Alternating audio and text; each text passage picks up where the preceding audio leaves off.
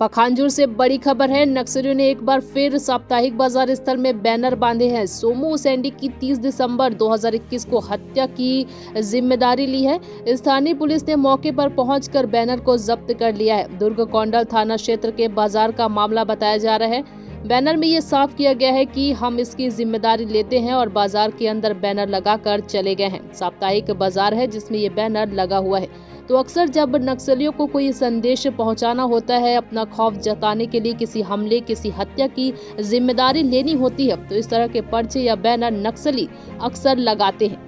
इस बैनर के अंदर मैसेज के जरिए अक्सर लगाते हैं। चौक में, नाके पर या फिर पेड़ों के आसपास इस तरह के बैनर के अंदर मैसेज दिया जाता है। पखांजूर से बिप्लब कुंडू की रिपोर्ट।